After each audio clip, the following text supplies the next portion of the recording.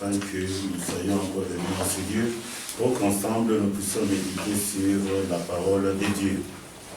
Nous sommes dans notre thème que nous avons intitulé « Avoir à cœur de comprendre » ou bien « Avoir la soif de comprendre ».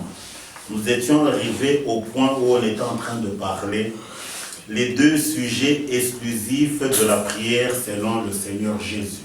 Amen. Donc aujourd'hui, nous allons nous attarder un peu sur les deux sujets exclusifs de la prière selon le Seigneur Jésus. On a débuté ça le samedi passé. Aujourd'hui, on va essayer par la grâce de Dieu entrer beaucoup plus en profondeur. Nous sommes dans notre texte Matthieu 6, verset 33. La Bible déclare, Matthieu 6, verset 33, la Bible déclare, « Cherchez premièrement le royaume et la justice des dieux, et toutes ces choses vous seront données par-dessus. » Amen. Donc ici, le Seigneur est en train de donner les deux éléments importants qui doivent être la quête de notre cœur ou de notre esprit. Ces éléments, le premier, c'est le royaume des dieux, et le deuxième, la justice des dieux. Ce sont les deux éléments pour lesquels le Seigneur a demandé à ce que nous puissions prier. Et pour comprendre ce concept, nous allons rentrer dans ce que nous appelons la prière modèle ou la prière repère ou la prière référence que le Seigneur Jésus a donné à ses disciples. Et nous allons voir dans cette prière qu'il n'y a que ces deux éléments qui sont inclus dans la fameuse prière que tout le monde connaît, à savoir notre Père qui est aux cieux. Pour cela, nous allons aller toujours nous sommes dans Matthieu 6, nous allons lire du verset 7 au verset 13. Matthieu 6, 7 à 13, le Seigneur donne le modèle de la prière. Il dit ceci. Nous sommes donc dans Matthieu 6, 7 à 13, la Bible déclare. Le Seigneur dit ceci, en priant, ne multipliez pas des vaines paroles, comme les païens, qui s'imaginent qu'à force de paroles, ils seront exaucés. Ne leur ressemblez pas, car votre Père sait de quoi vous avez besoin avant que vous le lui demandiez. Voici donc comment vous devez prier. Notre Père qui es aux cieux, que ton nom soit sanctifié, que ton règne vienne, que ta volonté soit faite sur la terre comme au ciel. Donne-nous aujourd'hui notre pain quotidien. Pardonne-nous nos offenses comme nous pardonnons à ceux qui nous ont offensés. Ne nous soumets pas en tentation, mais délivre-nous du malin, car c'est à toi qu'appartient dans tous les siècles le règne, la puissance, la gloire. Amen. Bien-aimés, quand donc cette prière, elle est connue de tout le monde. Mais ce qui est important, c'est de saisir la profondeur ou l'esprit qui est après chaque mot que le Seigneur a prononcé. Amen. Il dit ceci, voici donc comment vous devrez prier. Dit notre Père qui est aux cieux, que ton nom soit sanctifié. Amen. Amen. Qu'est-ce que c'est que sanctifier le nom du Seigneur? Sanctifier le nom du Seigneur n'est autre que ne jamais mélanger le nom du Seigneur avec autre chose. Amen. Être sanctifié, c'est être mis à part. Le Seigneur a dit, dans notre prière, quelle peut être notre préoccupation? Que le nom de Dieu soit sanctifié. Le nom de Dieu, c'est quoi? Le nom de Dieu, bien aimé, comme le disons toujours, c'est l'éternité, la vie éternelle. Amen.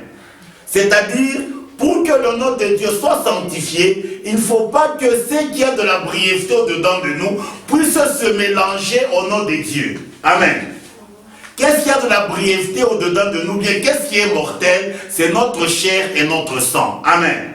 C'est-à-dire, l'élément qui souille le nom de Dieu, c'est notre chair et notre sang. C'est-à-dire, sanctifier le nom de Dieu n'est autre que nous séparer de notre chair et de notre sang, afin que seul l'esprit qui a la nature de Dieu puisse adhérer à Dieu. Amen.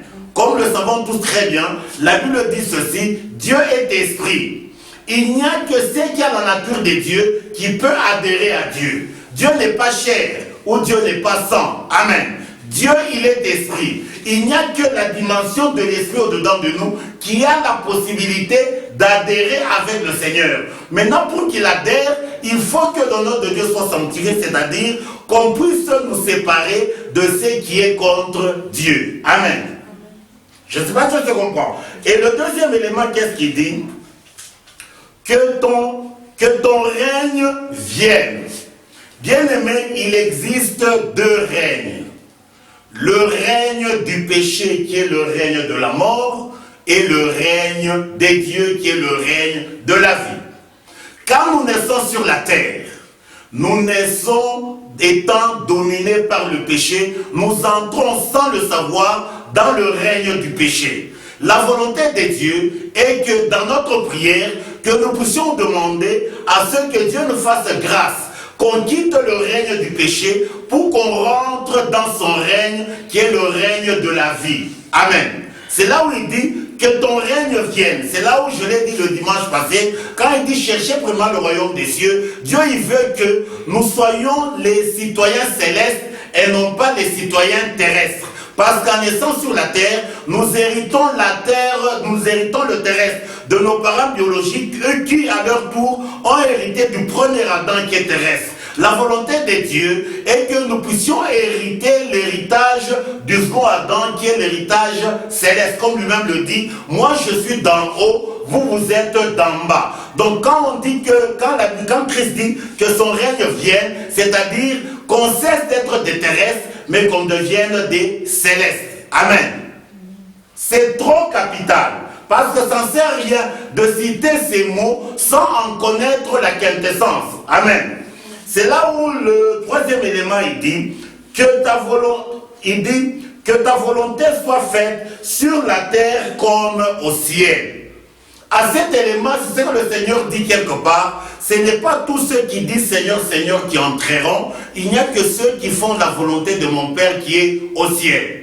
Quand nous prenons ces deux textes, la Bible nous révèle que l'unique cadre où il y a le modèle de la volonté de Dieu, c'est au ciel. Comme l'Écriture le dit, que ta volonté se fasse sur la terre comme elle se fait au ciel. Donc la référence de la volonté de Dieu, c'est le ciel. Comme il le dit dans le verset que je venais de dire, que ce n'est pas tous ceux qui disent Seigneur, Seigneur qui entreront, il n'y a que ceux qui font la volonté de mon Père qui est au ciel. Maintenant, on doit se poser la question, comment est-ce que les êtres vivent au ciel? Amen.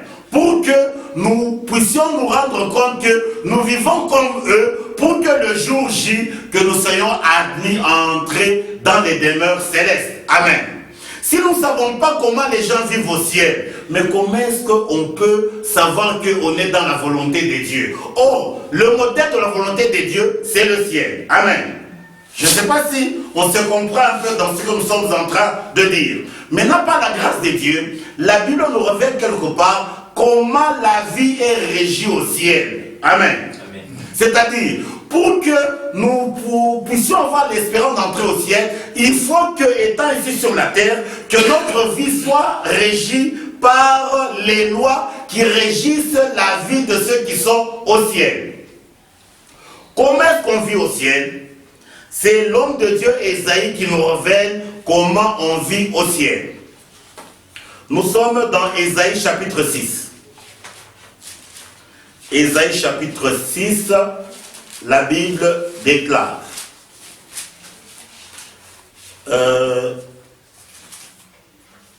Nous lisons à partir du premier verset, il est dit ceci. L'année de la mort du roi Osias, je vis le Seigneur assis sur un trône très élevé, et les pans de sa robe remplissaient le temple. Des séraphins se tenaient au-dessus de lui. Ils avaient chacun 6 ailes, 2 ailes dont ils se couvraient la face, 2 dont il se couvrait les pieds et 2 dont il se servait pour voler. La vie au ciel ou la législation au ciel est régie par le dispositif des 6 ailes des séraphins. La Bible nous dit ceci, les séraphins avaient 6 ailes. Les séraphins, ce sont les anges. Ils avaient 6 ailes, 2 ailes pour se couvrir la face, 2 ailes pour se couvrir les pieds et 2 ailes pour voler. Les ailes révèlent quoi sur le plan spirituel? Les ailes révèlent la diligence dans l'action. Amen. C'est ça quand vous entendez d'une manière générale, on dit quand on dit quelqu'un a pris les ailes, c'est-à-dire c'est la diligence dans l'action. Maintenant, les 2 ailes, donc chaque être au ciel, il doit avoir sa face voilée par les 2 ailes. La face révèle quoi? La face révèle la gloire de chaque être. Amen. Pour qu'un être tienne dans la présence des dieux, il doit vivre dans le renoncement total à sa gloire personnelle. Amen. J'espère que tu comprends. Donc le premier élément de la loi des dieux, de la législation des dieux, c'est le renoncement à la gloire personnelle. C'est pour ça que quand vous regardez d'une manière générale, même ici sur la terre, si ce que, donc, d'une manière générale, sur notre corps, les gens qui aiment l'apparence, quel est l'élément qu'on cherche à soigner? C'est la face. La face révèle la gloire de chaque être. Amen. J'espère que tu comprends. Maintenant, pour que quelqu'un tienne dans la présence des dieux, il faut qu'au-dedans de lui, qu'il ait la diligence à renoncer à sa gloire personnelle. Le deuxième élément, c'est les 2 ailes pour se couvrir les pieds. Les pieds révèlent la volonté de chaque être. C'est-à-dire quoi?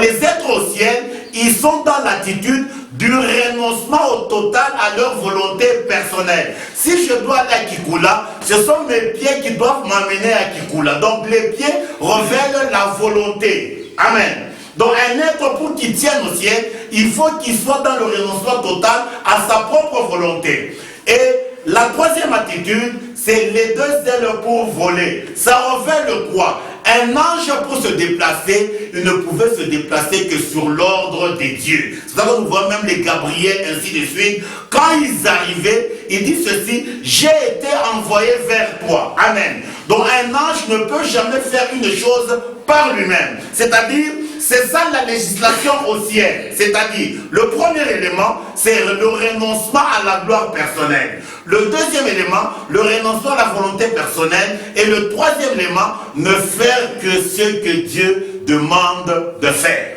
Amen. Même le Seigneur Jésus, quand il a été ici sur la terre, il a été régi par ces 3 éléments. C'est ça qu'il disait, je ne cherche pas ma propre gloire. Amen. Je cherche celle de mon Père. Le deuxième élément, il disait, je ne fais rien de moi-même. Je fais ce que je vois faire au Père. Amen. C'est-à-dire, et il disait qu'il est venu du Père. Il n'est pas venu de lui-même. Amen. C'est-à-dire, c'est ça la volonté de Dieu au ciel. Et Jésus en venait ici sur la terre. Sa vie a été régie par ces 3 éléments. Et tous ceux qui ont marché avec le Seigneur, leur vie ont été régie par ces 3 attitudes. Le péché du diable, c'est quoi? Marcher à l'encontre de ces 3 attitudes. Le diable, qu'est-ce qu'il a dit quand il était encore ange protecteur, chérubin protecteur auprès de Dieu? Qu'est-ce qu'il a dit? Il a conjugué avec la première personne du singulier, à savoir le je. Je monterai au trône de Dieu, je serai semblable, c'est-à-dire, le diable, son péché, c'était révéler sa propre gloire. Le deuxième élément, ne chercher à faire que sa propre volonté et se foutre des dieux. Amen. Donc quand l'Écriture dit que ta volonté se fasse sur la terre comme elle se fait au ciel, donc c'est pour dire que si nous espérons entrer au ciel, il faut que déjà ici sur la terre, que notre vie soit régie par la volonté de Dieu qui est au ciel. Comme l'avion dit, Jésus a dit, c'est pas tous ceux qui disent Seigneur, Seigneur qui entreront, il n'y a que ceux qui font la volonté de mon Père qui est au ciel. Nous sommes toujours dans la prière moderne ou la prière référence. Après que ta volonté se fasse sur la terre comme elle se fait au ciel, le verset 11 il dit ceci, donne-nous aujourd'hui notre pain quotidien. Amen. Beaucoup de gens, quand ils voient cette phrase, ils pensent que le Seigneur, il parle du Boukari qui va dans notre estomac. Amen. Le Seigneur ne parle pas de la nourriture périssable. Parce que vous êtes tous témoins, il y a des gens, ils n'ont pas besoin de prier pour qu'ils aient à manger. Ils en ont en quantité industrielle. Amen. Donc eux, ils sont épargnés parce que le Seigneur a dit. Donc le pain dont le Seigneur parle ici n'a rien à voir avec le pain qui va dans l'estomac. C'est le pain véritable dont notre cœur a besoin pour qu'il soit soutenu afin qu'il tienne bon. Amen. Donc le pain dont il est question ici, c'est la parole. Comme quand vous rentrez, on va lire ce texte dans Psaume 104. Psaume 104, on parle de ce fameux pain.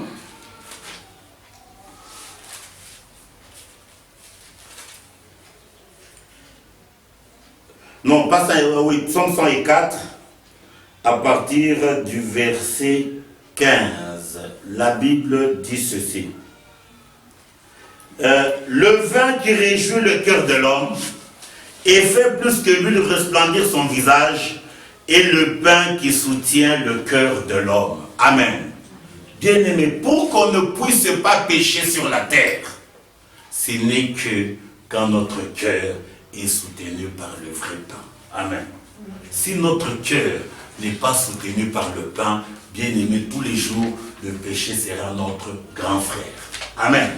C'est là l'Écriture dit, c'est Salomon qui dit, je serre ta parole dans mon cœur afin de ne pas pécher contre toi.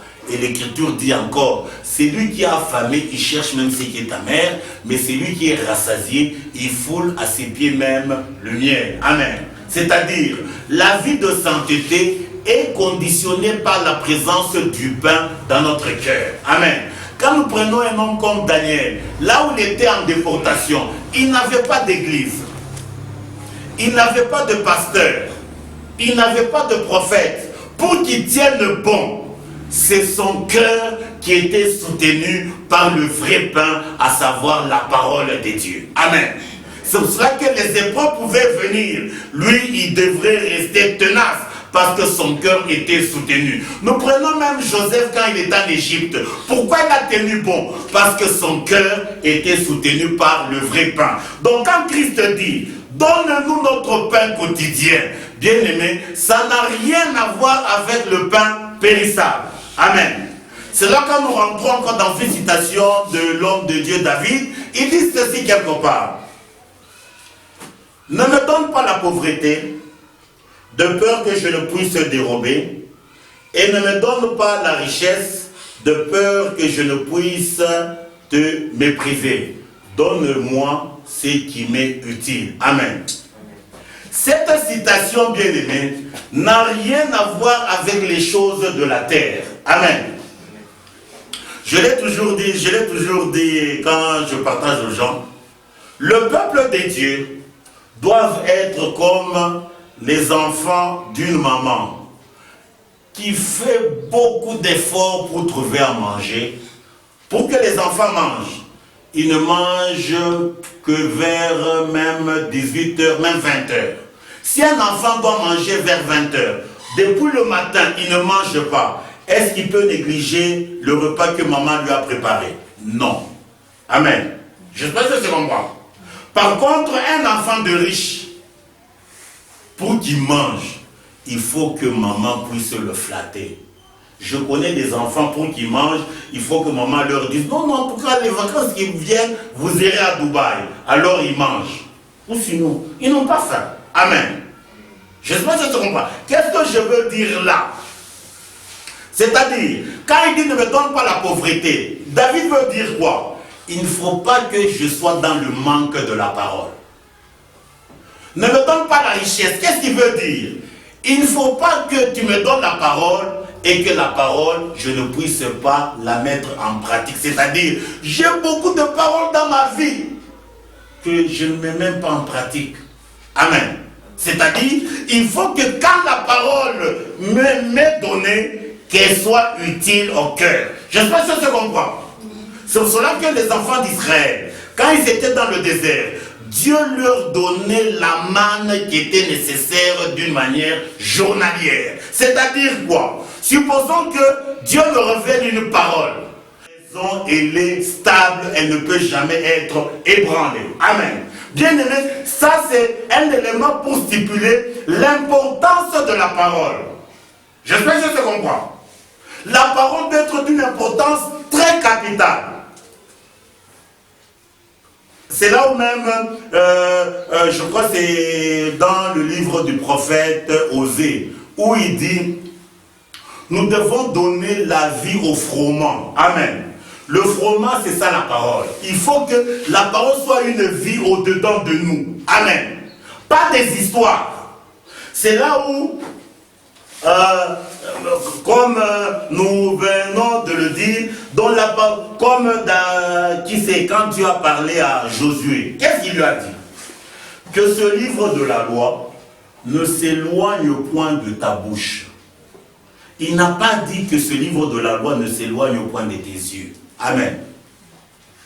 La loi d'une manière générale, nous faisons quoi? Nous la lisons avec les yeux. Mais la loi dont Dieu a parlé à Josué, il dit ne s'éloigne au point de ta bouche. La bouche sert à quoi? La bouche sert à manger. Amen. Donc la parole, nous devons la manger. Amen.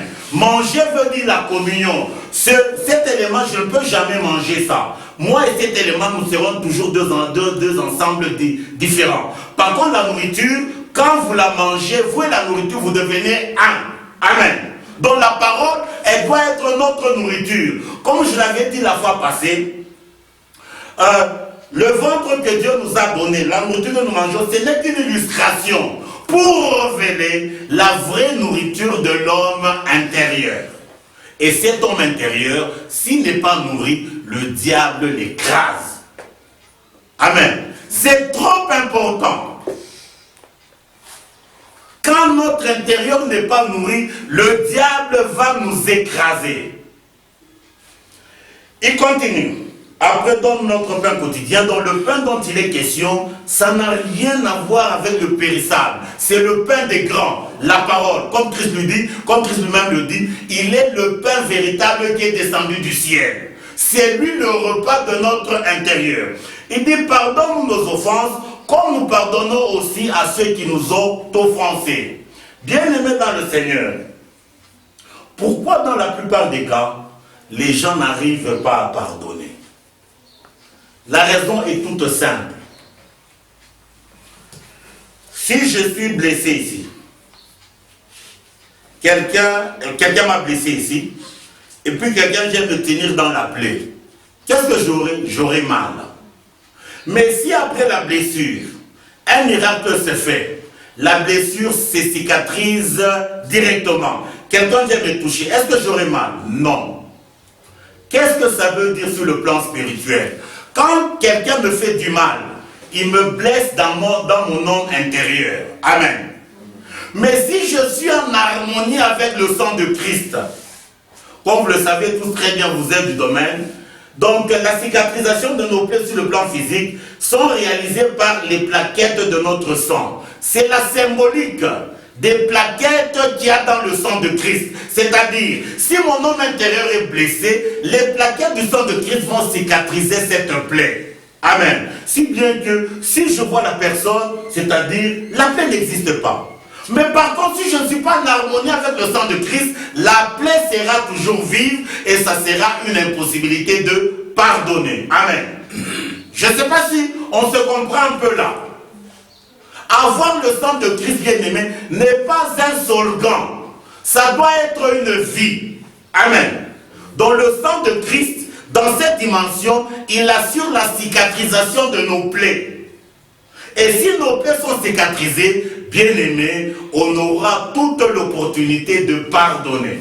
Amen. C'est là où il dit, pardonne nos offenses, comme nous pardonnons aussi à ceux qui nous ont offensés. Et le concept ici, le Seigneur est rentré à un exemple. Il a donné le cas d'une personne qui avait une grande dette à l'égard de quelqu'un. Supposons ici, il avait une dette par exemple de 1 million de dollars. Et la personne à qui appartient l'argent lui a fait grâce en tout cas, je supprime cette dette. Et la personne a été contente. Maintenant, la personne, là où elle est partie, elle a rencontré aussi une personne qui avait sa dette. Mais elle avait sa dette de 1000 francs. Mais la personne va appeler les militaires pour arrêter la personne qui avait sa dette de 1000 francs et la jeter dans la prison. Quand l'autre qui lui a remis la dette a appris, qu'est-ce qu'il pouvait faire? Bien aimé, c'est ça notre attitude.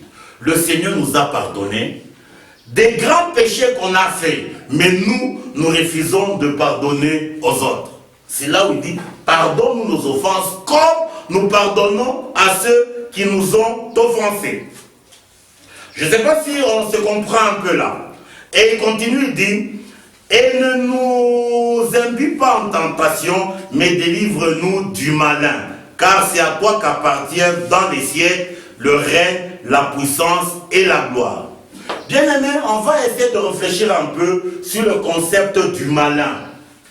Le malin, c'est qui?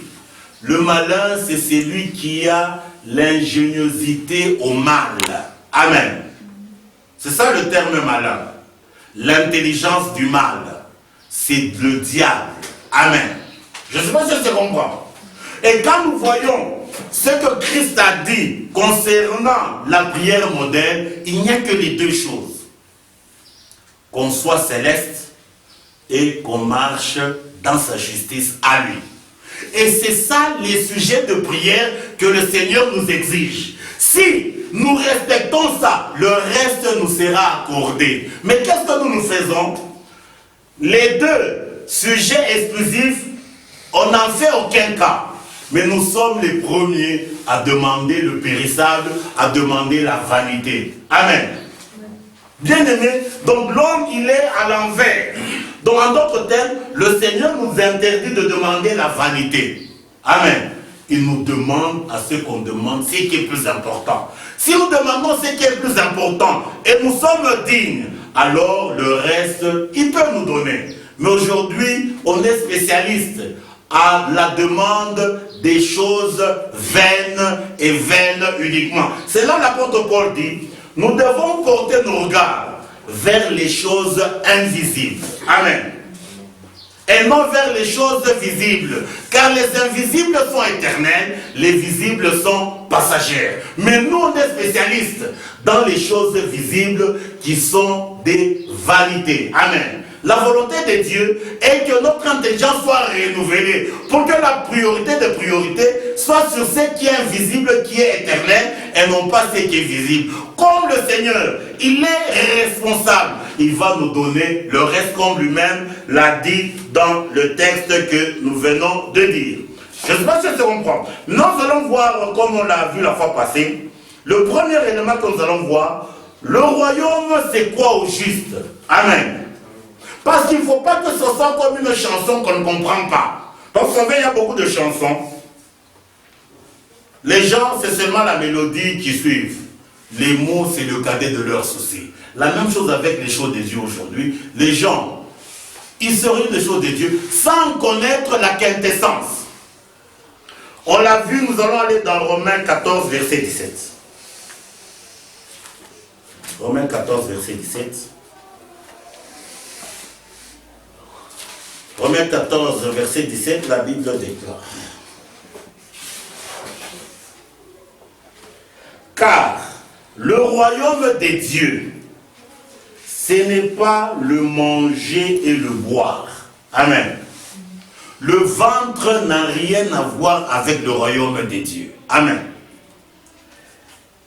Mais la justice, la paix, la joie, par le Saint-Esprit. Amen. Dans le royaume des dieux bien-aimés, comme l'avions dit, quand il dit chercher le royaume des dieux, sa justice, le royaume il est en corrélation directe avec la justice des dieux. Amen. On ne peut pas parler du royaume sans intégrer la justice. Les deux éléments sont frères. Je ne sais pas si ça se comprend. C'est là où il dit, car le royaume de Dieu, ce n'est pas le manger, le boire, mais la justice, la paix et la joie par le Saint-Esprit. C'est là où nous allons rentrer pour montrer l'inutilité du ventre selon Dieu. Amen. On lit Hébreux 13, 8 à 9. Hébreux 13. Hébreux 13, 8 à 9, la Bible déclare. Jésus-Christ, il est le même hier, aujourd'hui et éternellement.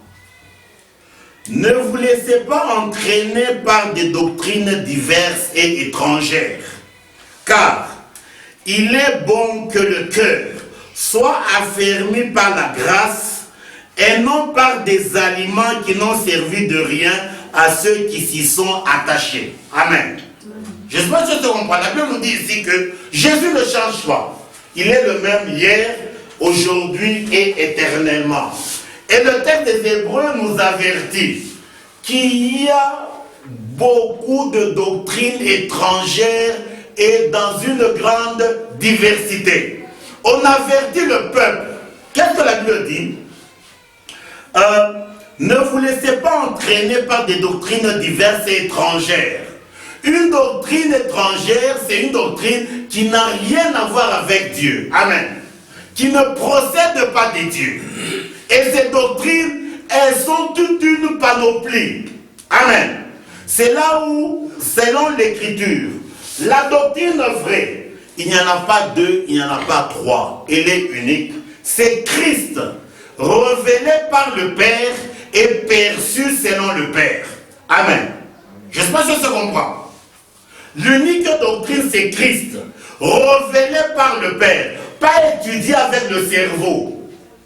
Révélé par le Père et perçu selon le Père. C'est ça l'unique doctrine vraie qui puisse exister. C'est là l'Écriture dit, ne vous laissez pas entraîner par des doctrines diverses et étrangères, car il est bon que le cœur soit affermi par la grâce. La grâce, c'est ça Christ. Donc, pour qu'on tienne bon, il faut que notre cœur soit affermi par Christ. Comme l'Écriture dit, la Bible parle de trois éléments qui sont auprès de Dieu. L'amour, la grâce et la communion. C'est-à-dire, quand on parle du Père, on parle de l'amour du Père. Quand on parle de Fils, on parle de sa grâce. Et quand on parle du Saint-Esprit, on parle de la communion. C'est-à-dire, la grâce, c'est Christ. Amen. C'est lui qui doit affermir notre cœur. Et non pas les aliments.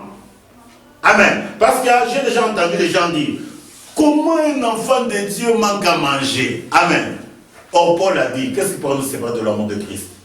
Serait-ce la famine? Serait-ce la nudité? Amen. C'est-à-dire, Paul a dit, il y a possibilité qu'on puisse manquer à manger. Amen. Ce qu'on ne peut pas manquer, c'est le pain qui doit soutenir notre cœur. Ici, je veux ouvrir une parenthèse pour qu'on se comprenne bien. David dit ceci, l'Éternel est mon berger, je ne manquerai de rien.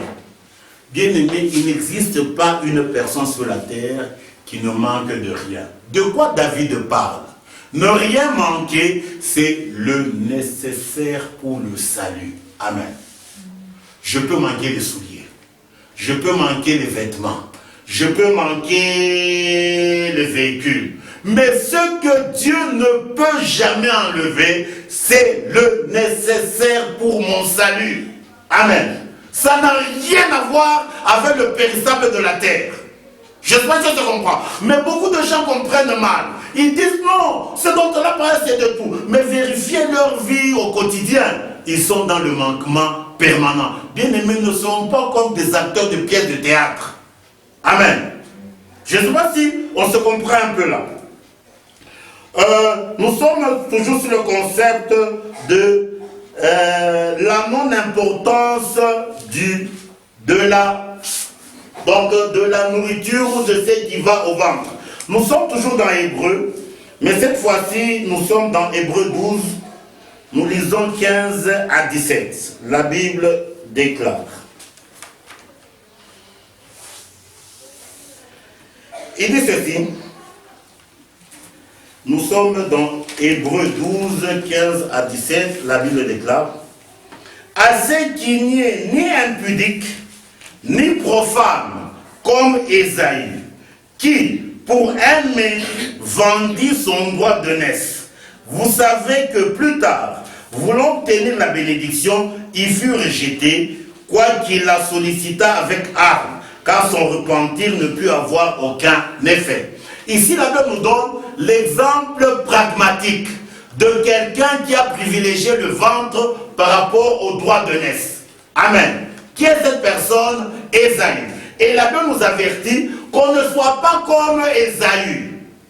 Et donc, qui est comme Ésaü? Tout celui qui est profane selon Dieu. Amen. J'espère que je comprends. C'est-à-dire, on croit que ce qui va au ventre est beaucoup plus important que ce qui va au cœur. Amen.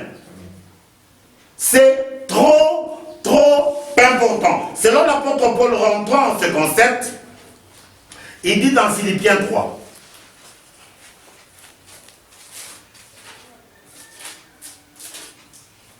Dans Philippiens 3, il dit ceci.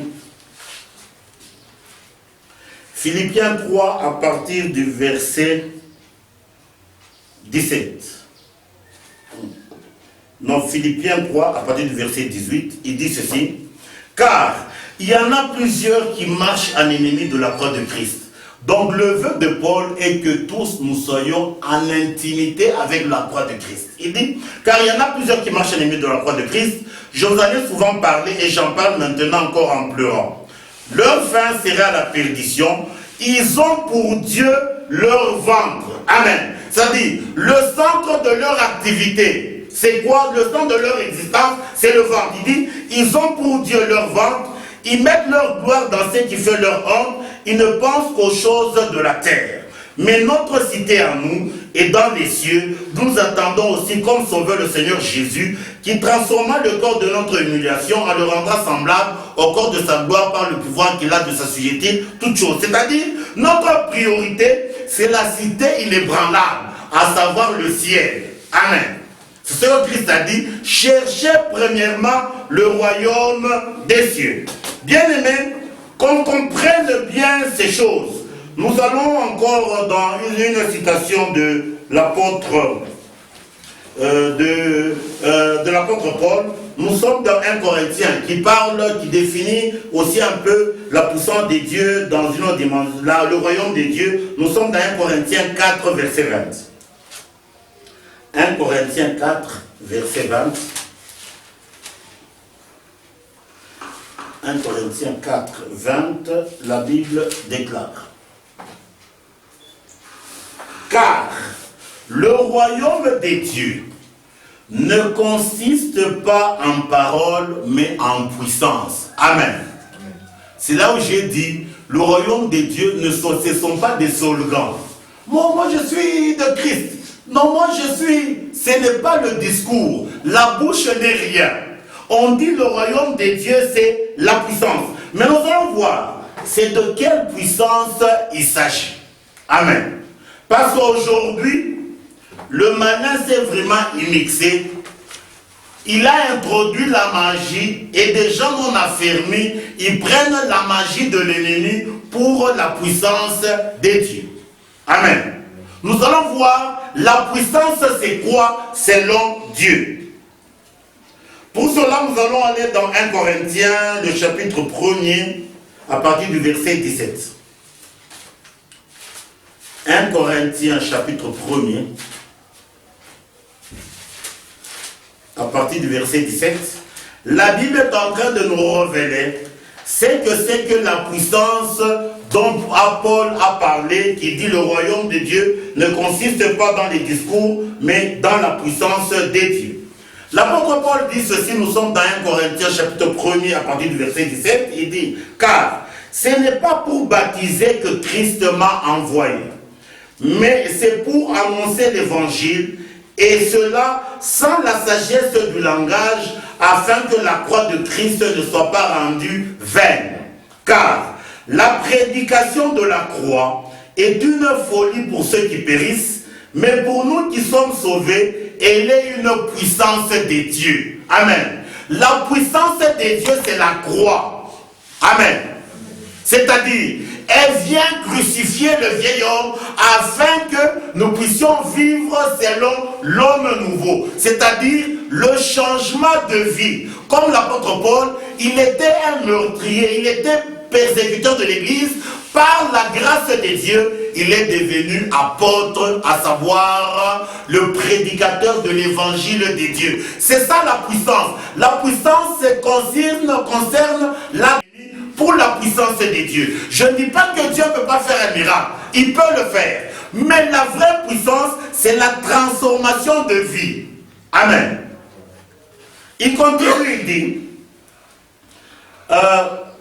car la prédication de la croix est une folie pour ceux qui périssent, mais pour nous qui sommes sauvés, elle est une puissance de Dieu. Aussi est-il écrit, je détruirai la sagesse des sages, j'anéantirai l'intelligence des intelligents. Où est le sage? Où est le scribe? Où est le disputeur de ce siècle? Dieu n'a-t-il pas convaincu de folie la sagesse du monde? Car, puisque le monde, avec sa sagesse, n'a point connu Dieu dans la sagesse de Dieu, il a plu à Dieu de sauver les croyants par la folie de la prédication. Les Juifs demandent des miracles et les Grecs cherchent la sagesse. Nous prêchons Christ crucifié, scandale pour les Juifs, folie pour les Grecs, mais puissance de Dieu et sagesse de Dieu pour ceux qui sont appelés tant Juifs que Grecs. Amen. Bien-aimé, la puissance selon Dieu, c'est l'œuvre de la croix. Amen. La croix vient crucifier le rebelle afin d'appeler à l'existence l'homme nouveau créé à l'image de Dieu dans la justice et la sainteté que produit la vérité. Je ne sais pas si on se comprend. Donc la puissance n'a rien à voir avec le sensationnel. La puissance, c'est le changement de vie. Je l'ai toujours dit. Si je jouis d'un miracle, mais je reste toujours dans mon ancienne vie, ce miracle n'a rien à voir avec Dieu. Amen. Le miracle de Dieu bien-aimé doit avoir pour finalité le changement de vie. C'est pour cela que les enfants d'Israël, quand ils étaient en Égypte, les magiciens de Pharaon, ils étaient en mesure de faire les autres miracles que Moïse a fait. Mais par contre, l'agneau pascal, qui a amené la délivrance d'Israël de l'Égypte, les magiciens de Pharaon ne pouvaient en aucune manière imiter Moïse dans ce miracle. Amen. C'est ça la puissance de Dieu. Nous sommes toujours sur le concept de la vraie puissance. Nous sommes dans Colossiens 1, 12 à 14. Colossiens 1, 12 à 14, la Bible déclare. Donc ici, la Bible nous révèle le concept de la puissance de Dieu. Rendez grâce au Père qui vous a rendu capable d'avoir part à l'héritage des saints dans la lumière, qui nous a délivrés de la puissance des ténèbres et nous a transportés dans le royaume du Fils de son amour, en qui nous avons la rédemption, la rémission des péchés. Amen. Donc la puissance de Dieu, c'est être délivré du royaume des ténèbres afin d'être transporté dans le royaume de lumière du Fils de Dieu. Amen. Donc la puissance de Dieu, c'est cesser d'être terrestre et devenir céleste. Amen. Il faut que nous puissions comprendre. Maintenant le malin, le diable, il est venu mélanger le tout. Amen. On appelle la puissance de Dieu la magie de l'ennemi. Amen. Il faut que nous puissions bien comprendre ces choses. C'est pour cela que pour confirmer ce concept, nous allons voir un élément que nous appelons l'objet primordial de la jouissance de l'être humain selon le trône éternel. Qu'est-ce qui doit réjouir l'homme? Amen. C'est pour épingler la différence entre le miracle sensationnel et la vraie conversion. Et le Seigneur stipule ce cas, il donne un exemple concret à l'égard de ses disciples. Nous sommes dans Luc 10, du verset 17 au verset 21, où le Seigneur est en train de faire la différence entre les miracles véritables que ses disciples ont vécus par rapport à l'élément essentiel selon lui. Nous sommes dans Luc 10, 17 à 21, la Bible déclare. Luc 10, 17 à 21, la Bible déclare, nous lisons. Les 70 revinrent avec joie, disant, Seigneur, les démons même nous sont soumis en ton nom. Donc, les 70 disciples qui sont partis quelque part, là où ils étaient, les miracles, les vrais du Seigneur les accompagnaient. C'est-à-dire, les démons étaient soumis au nom du Seigneur. Et quand ils sont rentrés, ils sont venus faire rapport au Seigneur.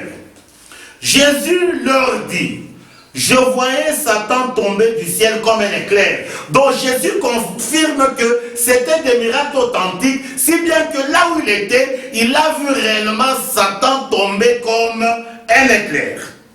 Voici, je vous ai donné le pouvoir de marcher sur les serpents, sur les scorpions et sur toute la puissance de l'ennemi, et rien ne pourra vous nuire. Cependant, c'est Christ qui parle. Ne vous réjouissez pas de ce que les esprits vous sont soumis, mais réjouissez-vous de ce que vos noms sont inscrits dans les cieux. Amen. Donc selon le Seigneur, l'élément clé, c'est avoir son nom inscrit au ciel. Ces disciples sont venus, nous on a vécu des miracles. Jésus a confirmé que réellement des miracles. Mais il a dit, ne vous réjouissez pas pour cela, mais réjouissez-vous si vos noms sont inscrits au ciel. C'est ça l'élément clé, qui doit être l'objet primordial de nos prières. Comme il a dit, cherchez premièrement le royaume des dieux. Bien-aimés, c'est ça l'élément de joie selon le Seigneur. Il n'y a aucune chose sur la terre qui peut dépasser cet élément. On a encore du temps. Oui, donc, je ne sais pas si c'est bon quoi. C'est là où la Bible rentre sur le concept du concept d'avoir son nom inscrit au ciel. C'est pour cela que les psaumes 137, 5 à 6 nous dit. Psaume 137, 5 à 6, la Bible est en train de révéler l'élément devant marquer l'objet de notre joie. Il dit ceci. Si je t'oublie Jérusalem, que ma boîte m'oublie, que ma langue s'attache à mon palais, si je me souviens de toi, et si je ne fais de Jérusalem le principal sujet de ma joie. Jérusalem dont on est en train de parler, c'est le concept qui révèle le lieu du culte. Le lieu du culte, c'est notre esprit. C'est-à-dire, l'élément qui doit réjouir notre cœur, c'est l'état de notre esprit. Amen. Notre esprit doit cesser d'être terrestre pour qu'il soit admis au ciel. Selon l'Écriture dit que si je t'oublie Jérusalem, c'est-à-dire que Jérusalem peut être remplacé par notre esprit. C'est-à-dire, si j'oublie mon esprit, que ma droite m'oublie. La droite dont l'Écriture parle ici, c'est Dieu. Et l'Écriture, et continue, que ma langue s'attache à mon palais, si je ne fais de toi le principal sujet de ma joie. C'est pour cela que Ésaïe, confirmant ce concept, rentrant sur le sujet primordial de prière, il dit, nous allons terminer par là, Ésaïe 62. Ésaïe 62, le premier verset, il dit ceci. Pour l'amour de Sion, je ne me tairai point. Pour l'amour de Jérusalem, je ne prendrai point de repos jusqu'à ce que son salut paraisse comme l'aurore et sa délivrance comme un flambeau qui s'allume. Sion ou Jérusalem dont l'Écriture parle, pour lequel on ne peut jamais se taire, c'est notre esprit. Amen. Donc l'élément clé, c'est la rédemption de notre esprit qui doit être un des principaux sujets de notre prière. C'est là où il dit, pour l'amour de Sion, je ne me tairai point, je ne prendrai point de repos jusqu'à ce que son salut paraisse comme l'aurore. Donc l'élément clé, comme nous l'avions dit, c'est que notre nom soit inscrit au ciel. Que Dieu nous bénisse. S'il y a quelques préoccupations où on n'a pas bien compris, on peut demander dans la mesure du possible, on tâchera à y répondre. Je ne sais pas s'il y a des questions.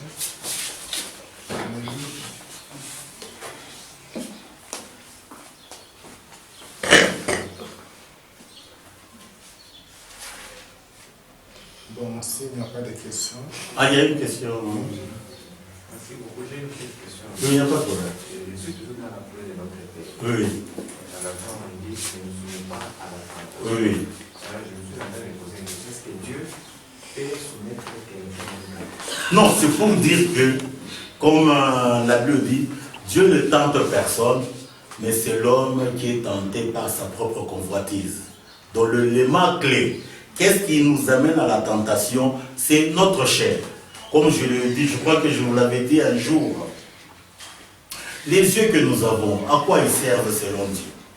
Beaucoup de gens disent, non, les yeux que nous avons, c'est pour voir. Bien aimé, il n'en est pas question. Les yeux, ce n'est pas pour voir.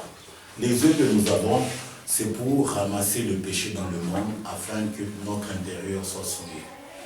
L'enfant de Dieu, c'est celui qui cesse d'être conduit par les yeux, mais il est conduit par le Seigneur. C'est-à-dire, l'œil quand il voit, il prend les convoitises qu'il y a au monde pour souiller le cœur.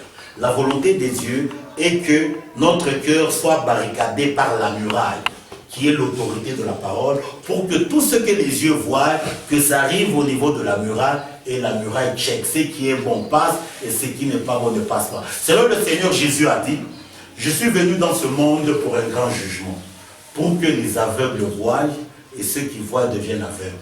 Les pharisiens nous posent la question, et nous sommes-nous aveugles? Jésus leur a dit, si vous étiez des aveugles, vos péchés allaient être pardonnés.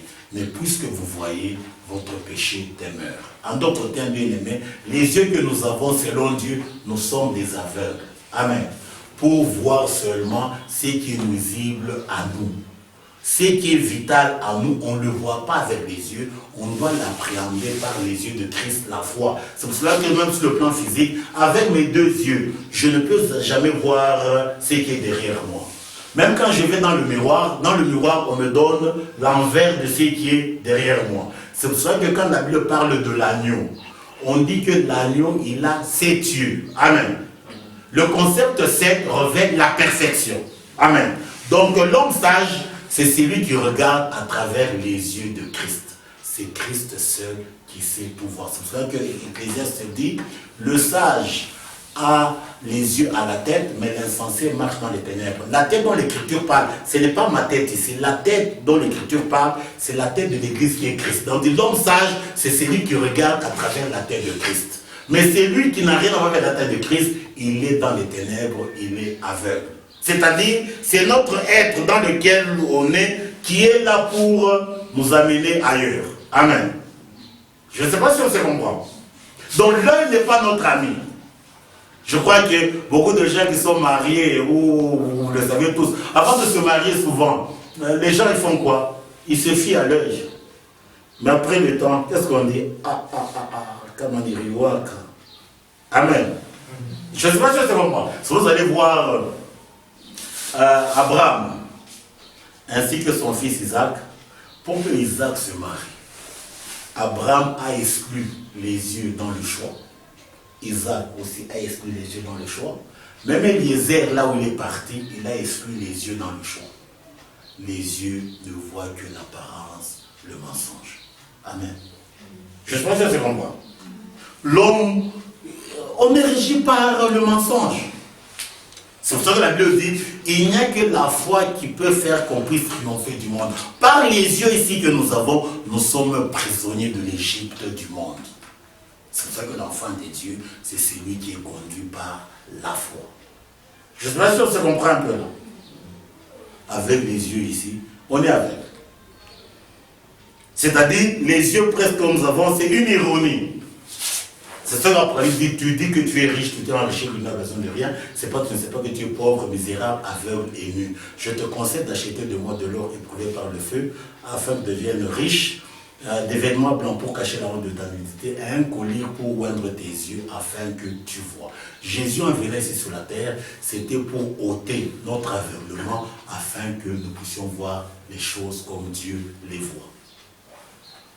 Je ne sais pas s'il y a une autre préoccupation. Une bonne question que le docteur vient de poser. Et ça a toujours été ma difficulté.